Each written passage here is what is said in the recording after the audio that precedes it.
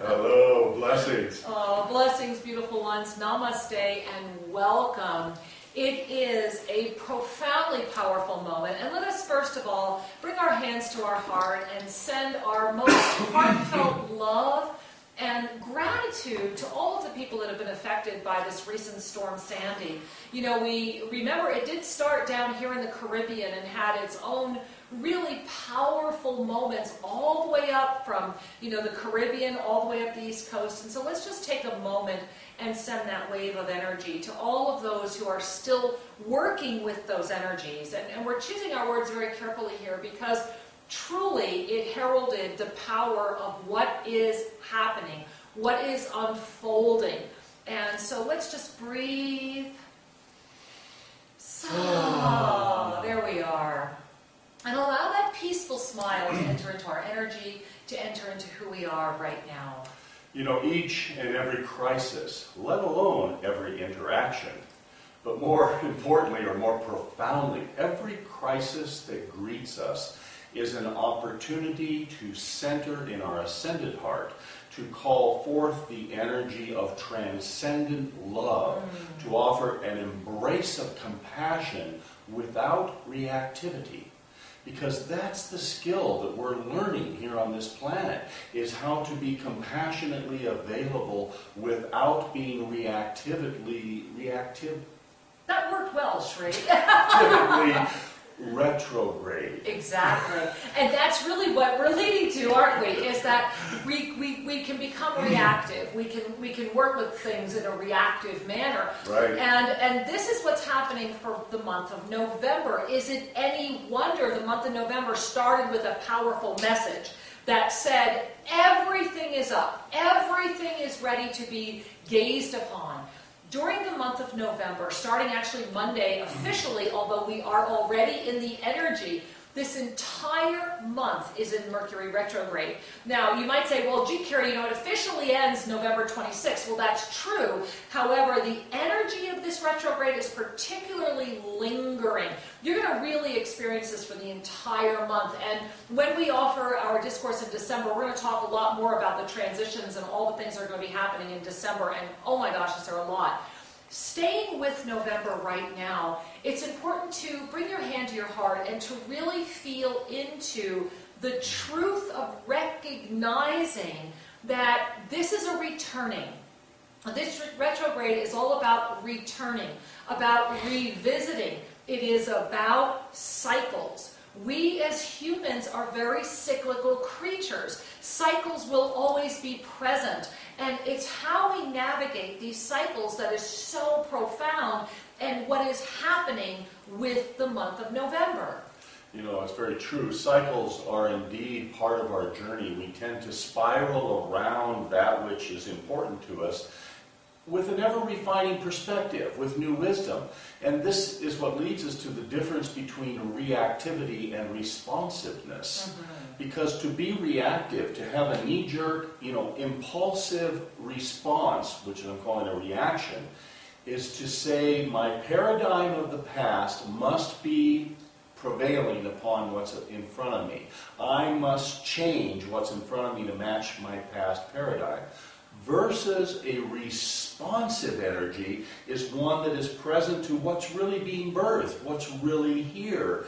And yes, if there's wisdom from the past, call it forward. Be present to what's here, call love forward, and be informed. There is a difference. You know, it's react or respond. React or respond. For the entire month of November, that is going to be your choice, and that choice is going to come up a lot. This is a reboot, okay? This beautiful retrograde, and it is, you know, Shri and I are so blessed. We just said goodbye to an extraordinary group of beings that were here for our Golden Ray Mystical Gateways program, and it was incredibly well timed, and we had a very powerful ceremony right on the full moon, right there on October 30th, and we were here together. And one of the things that is so important, I was sharing with someone, I said, now remember the whole month of Mercury is going to be retrograde, and she was like, oh my God. Well, react or respond. So the key is that this retrograde is a restart. It's a reboot. It's a recommit. And so the world is going to be asked, do you want to return to a cycle? And we're going to talk about the Revelations kind of prophetic information that's been coming through for years about this, and we're going to remind you of some of the discourses to go look at, to revisit. Because does the world want to do another cycle? Do we want to repeat another cycle? Are we going to react? Bear in mind, we're going to elect a president during Mercury retrograde. No accident there in the United States. We have Europe looking at all types of new programs. We have people who are recuperating literally at ground zero because of Hurricane Sandy. They are being forced to restart, to reinvent their lives, to recreate. So there is so much power in this retrograde. And one of the things that I want to talk about, believe it or not, are moonstones. And Shri and I have two moonstones here. This one's very much a Shri moonstone, and this one's very much a Kira moonstone. And we're very, very blessed that we offered moonstones to everyone who was in our group, because moonstone is actually very symbolic of what's happening this month. I always wear a moonstone, and there's always a moonstone on me somewhere.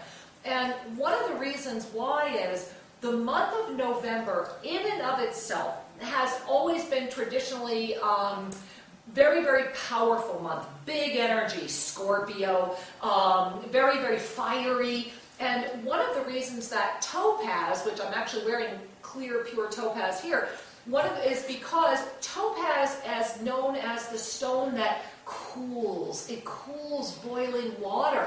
Topaz is known to help temper anger. It also was used traditionally to help people with fevers. Think about it. There is a fever present on the planet right now, and it is being covered by this very powerful Mercury retrograde. Well, moonstones are a balancing stone.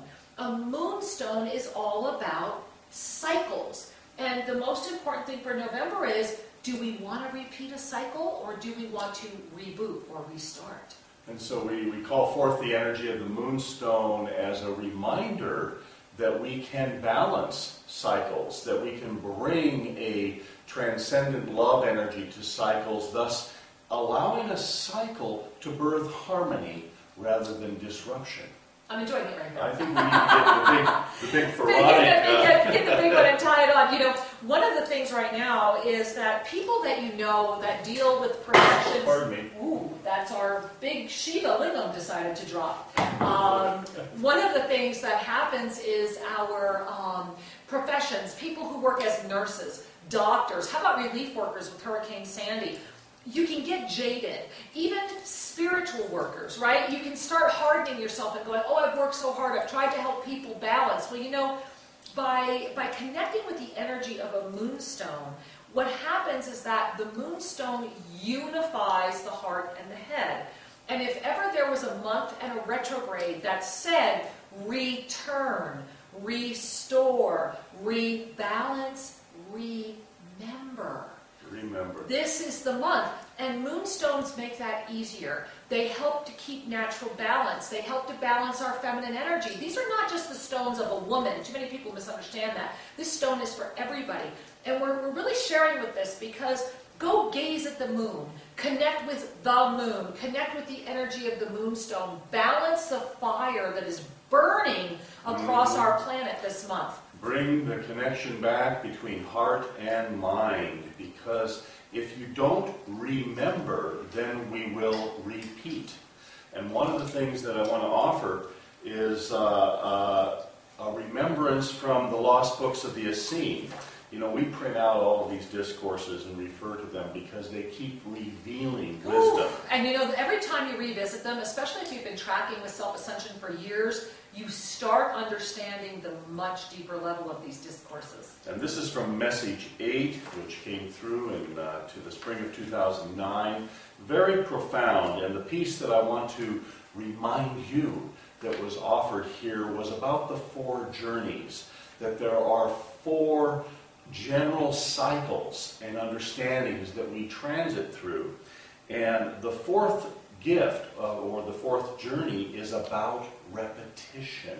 Now, breathe that one in. And you know, if you've not connected with the Lost Books of the Essene for a while, ShriandKara.com, they're free. Click on Archangelic Messages, go to Lost Books of the Essene, because they talk about this a lot. And about, book 1 talks about how dangerously close the planet is to repeating the cycle that was prevalent on our planet during the 1930s, early 40s. And the preface to this, and there's a lot of material here for you to digest in your own way, is that as we move from dogmatic religious traditions that would require us to have a king or a priest and other rules, it brings us to this fourth journey, this fourth possibility. And let me just read a few of these words to help communicate the essence of the teaching. Many of the beings on your world now that have been through great persecution for the purpose of religion are very present on the planet today, because as with every cycle of history, your world is close to repeating a cycle. It's not repeating it yet, and yet, beloved ones, you are literally at the precipice of the repetition. The Dark Ages were not so dark compared to what could come forward now if this cycle were to repeat itself. Persecution for the sake of religious tradition is a gift because it will inspire many to say, where is the heart? Where is the humanity? And through that, those beings will lift. Now take in a breath, beloved ones, because certainly we've already witnessed a lot of people crying out during what's happened with Hurricane Sandy. You know, in the United States, you only hear about what happened in the United States, but down here in Central America, we can assure you what happened in Cuba and Haiti and many of Jamaica, there was a lot of people that have been brought forward to say, what do I want to do now? I am being offered a clean slate. I am being offered a restart moment. Humanity is being offered a restart moment. Do we want to repeat the cycle, or are we ready to recreate? Are we ready to create the new cycle? Remember that we will always have cycles. This is part of living on this world. The cycles of the calendar, the cycles of the seasons, the energies, the sun, the moon, the natural cycles within our own body rhythms. We are cyclical beings by our very nature. And this is why, again, I just want to really refer back to these moonstones, because what do you want to do? What do you want to do in this moment? November may reveal things that may want to harden a heart or cause you to question, where is your head, heart connected? What do you want? This is the month of recommitment, of re-energizing. It can be an incredibly great month. I mean, serious. Restoration of balance, restoration of joy, restoration of purpose, restoration of clarity. Wonderful things you can harness this month. And the polar opposite will very much reveal itself as the lesson for us to keep harnessing. So really a powerful month about paying attention, being present, and not to worry about the retrograde. Celebrate it. It had to be this month.